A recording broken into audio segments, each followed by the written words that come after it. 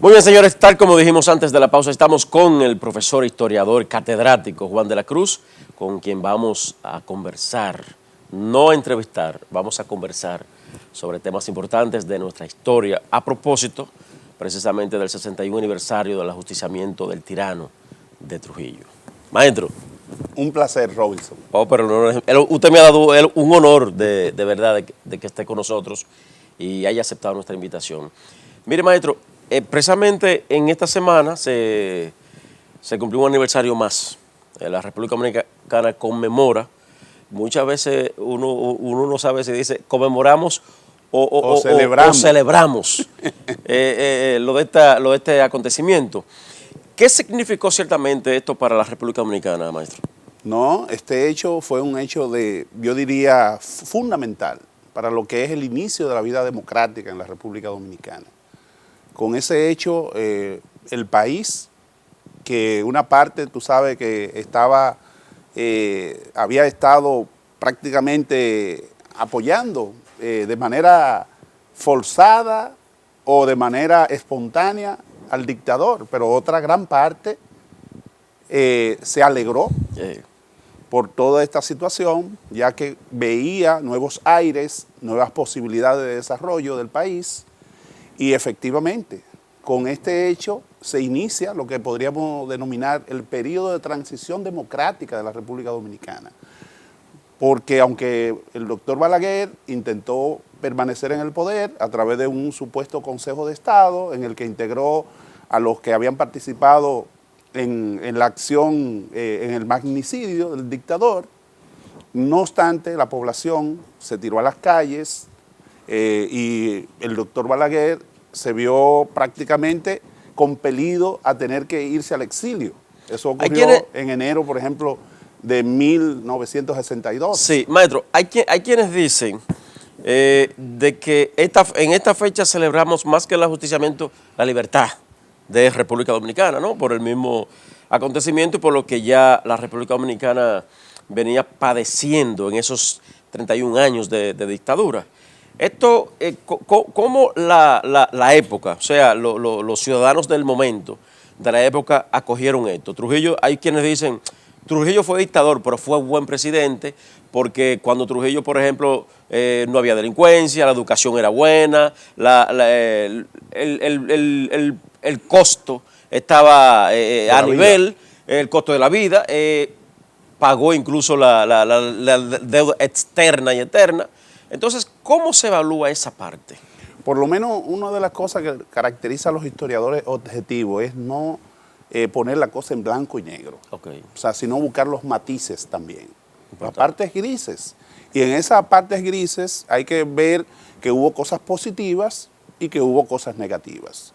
Entre las cosas positivas que nosotros podemos destacar fue todo el proceso, digamos, de institucionalización de las finanzas públicas a través, por ejemplo, de lo que es el establecimiento del Banco Central, de la Superintendencia de Bancos, la creación de un banco nacional como el Banco de Reservas, el Banco Agrícola, que contribuyó enormemente al desarrollo de la productividad agropecuaria del país, pero también podemos destacar que hubo en lo que es todo el proceso de construcción que se hizo, se construyó una serie de espacios importantes. En ese periodo se construyó el recinto de la UAS, sí, que hoy ocupa la ciudad universitaria. Todo el entorno de la feria. Todo el entorno de la feria. Es decir, no podemos ver las cosas en blanco y negro. Claro, el Banco Central. Ahora bien, todo eso se hace con una visión nacionalista de Trujillo de verdad.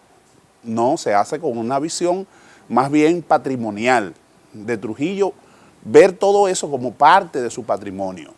Eso es lo que hay que diferenciar. No era el Trujillo nacionalista, porque no lo había sido antes. Al contrario, fue una columna en la que se apoyó las Fuerzas Armadas norteamericanas, los marines norteamericanos cuando intervinieron en el país en 1916, ya que él le ayudó incluso en la lucha contra los llamados gavilleros en el este del país. Ahí fue que él logró destacarse como oficial cuando acompañó a los norteamericanos en la persecución de los campesinos del este que estaban opuestos a ser desplazados de lo que eran los diferentes, vamos a decir, sus propiedades. O sea, él estaba a favor de los Yankees. De los Yankees. E incluso persiguió a los más connotados líderes gavilleros, como se le denominaron los norteamericanos. ¿Quiénes eran los gavilleros? Como Nateras, por ejemplo, Okay. como el llamado el Tolete, que es una expresión del pueblo, Fidel Ferrer, que era historiador. Perfecto. Y también se involucró, profesor de historia, en la zona del Ceibo, y se involucró con ellos. Es decir, hubo una gran cantidad de líderes campesinos que estuvieron luchando contra la penetración norteamericana en el este. Y esto porque gran parte de sus propiedades fueron prácticamente quitadas para dar paso a los ingenios azucareros. Y ellos entonces resistieron de forma natural para preservar sus propiedades.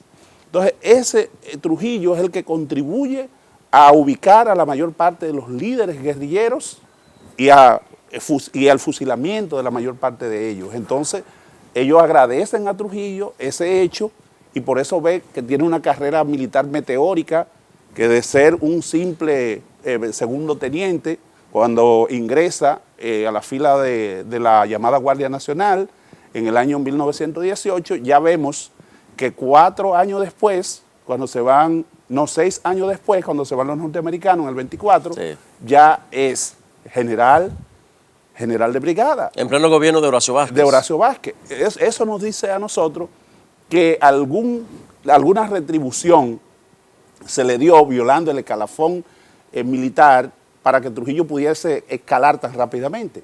Es decir, no nos deja ver eso que era un nacionalista, sino un individuo... Un oportunista. Un oportunista. Y en ese sentido no podemos nada... pensar que todas esas acciones que tomó Trujillo fue porque él era un nacionalista, que creó la moneda dominicana, porque era un hombre que quería lo nacional. No, de esa forma él preservaba su patrimonio, que desde antes de asumir el poder ya tenía grandes riquezas, sí, como jefe del ejército.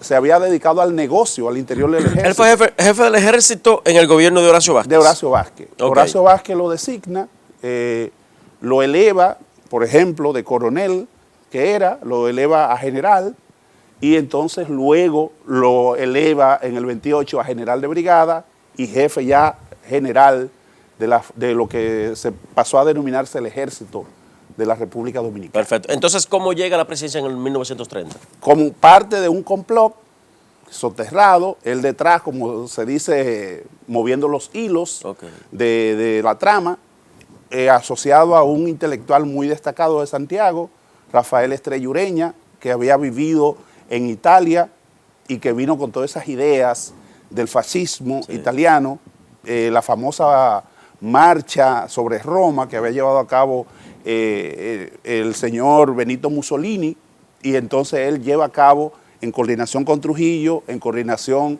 con Desiderio Arias, con Balaguer, con Tomás Hernández Franco, el gran poeta.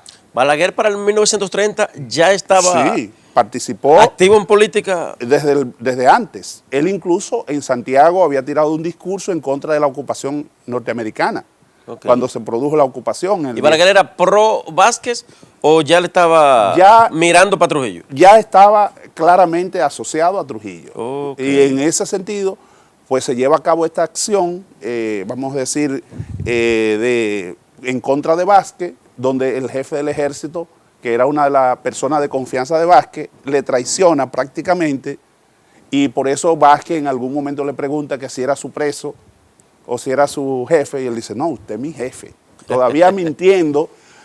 Sabio al fin. Sabio al fin, y esta marcha se da desde Santiago hasta la fortaleza Osama sin ningún tiro. Es decir, el jefe del ejército no intervino en ningún momento, al contrario, lo que hizo fue a las personas que tenían armas, orientarla a que cuidado si tiraban un solo tiro a esa marcha. O sea, él la preservó desde Santiago hasta aquí. ¿Con qué fin fue eso? Esa tranquilidad en ese Con sentido. el fin expreso de él beneficiarse posteriormente. Okay. En ese sentido, prácticamente obliga Estrella Ureña y los demás, en el caso, por ejemplo, del señor Desiderio Arias era el brazo armado de esta marcha, Sí. porque era el que tenía conocimiento militar, había sido ministro de Guerra y Marina. Sí. A él le sacaron el merengue aquel. Sí, Desiderio Arias, hombre de valor, etcétera, Sí, etcétera. Entonces, en ese contexto es que Desiderio Arias, pues, pacta con estas personas que eran desafectas a Vázquez, y entonces logran entramar eso, el llamado movimiento cívico, que de cívico no tenía nada porque Trujillo estaba detrás. Claro.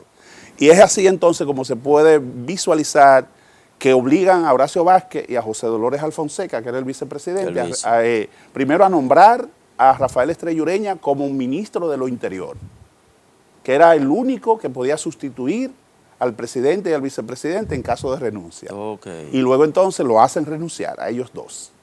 Y una vez lo hacen renunciar, entonces pasa a ser Estrella Ureña el presidente provisional, organiza unas elecciones en cuestión de meses, y en esas elecciones la trama se produjo en febrero, 23 de febrero de 1930. ¿Usted le llama trama el arreglo para que Trujillo ganara? Para la marcha. Ah, bueno, para la marcha. Arranca el 23 de febrero de Santiago y llega aquí aproximadamente varios días después. Okay. Y en ese sentido, cuando se produce ya el hecho en sí, y ya Estrella Ureña es designado presidente, entonces organizan unas elecciones, y en esas elecciones participa Trujillo como candidato presidencial y Estrella Ureña como candidato vicepresidencial. Es decir, todo eso estaba debidamente arreglado entre ellos para que eso permitiera entonces que el jefe del ejército pasase a ser el presidente de la República. Y para ello, en ese proceso electoral, prácticamente a lo que era a la única opción contraria que la representaba Federico Velázquez y Morales, Federico Velázquez como presidente y Morales como vicepresidente, tuvieron que retirarse porque utilizaron la llamada banda de la 42 para caerle a palo a todos los partidarios de Federico y de Morales. Okay. Eso hizo que ellos tuvieran que retirarse de las elecciones y quedó solamente Trujillo y Estrella Ureña en el poder. De ahí que parte el maltrato que hubo para la familia Velázquez Mainardi, precisamente en ese contexto histórico. Claro. Vamos a la pausa, maestro, vamos a la pausa, retornamos en breve para seguir hablando de estos temas, porque me gustaría saber entonces qué pasó cuando Trujillo asume en el 30 con Horacio Vázquez y compartes. Ustedes no se muevan, retornamos en breve.